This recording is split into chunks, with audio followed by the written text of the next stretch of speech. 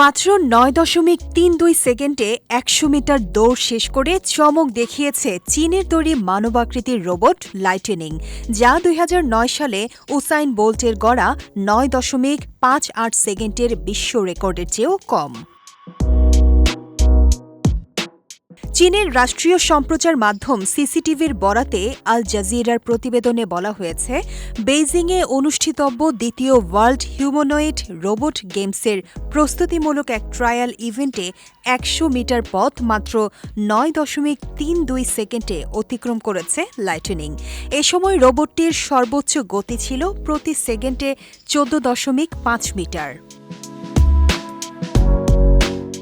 এর আগে ২০০৯ সালে জার্মানির বার্লিনে অনুষ্ঠিত বিশ্ব অ্যাথলেটিক্স চ্যাম্পিয়নশিপে ১০০ মিটার স্প্রিন্ট ৯.৫৮ সেকেন্ডে শেষ করে বিশ্ব রেকর্ড গড়েছিলেন উসাইন বোল্ট। সেই রেকর্ড এখনও মানুষের ১০০ মিটার দৌড়ে বিশ্ব রেকর্ড হিসেবে অক্ষুণ্ণ রয়েছে। তবে রোবটটির পারফরমেন্স নিয়ে ব্যাপক আলোচনা শুরু হয়েছে। তবে দ্রুত দৌড়ানোর সক্ষমতার পাশাপাশি রোবটটির নিয়ন্ত্রণ নিয়েও তৈরি হয়েছে প্রশ্ন।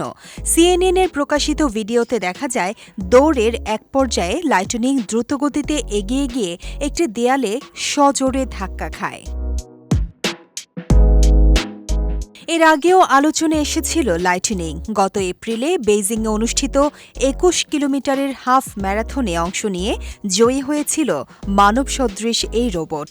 সে সময় ৫০ মিনিট ২৬ সেকেন্ডে রেস শেষ করে এটি।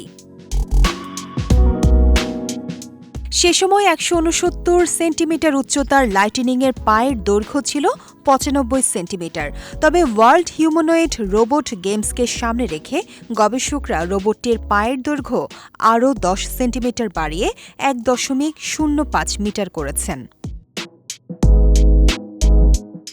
এদিকে বর্তমানে হিউম্যানয়েড রোবট খাতকে উদীয়মান কৌশলগত শিল্প হিসেবে গুরুত্ব দিচ্ছে চীন। দেশটির নীতি নির্ধারক ও প্রযুক্তি প্রতিষ্ঠানগুলো আশা করছে, কৃত্রিম বুদ্ধিমত্তা ও হার্ডওয়্যারের উন্নতির সঙ্গে লজিস্টিক্স এবং ভোক্তা পর্যায়েও এই প্রযুক্তির ব্যবহার বাড়বে। শেখ তাসফিয়া করিম, বিজয় টিভি নিউজ ডেস্ক।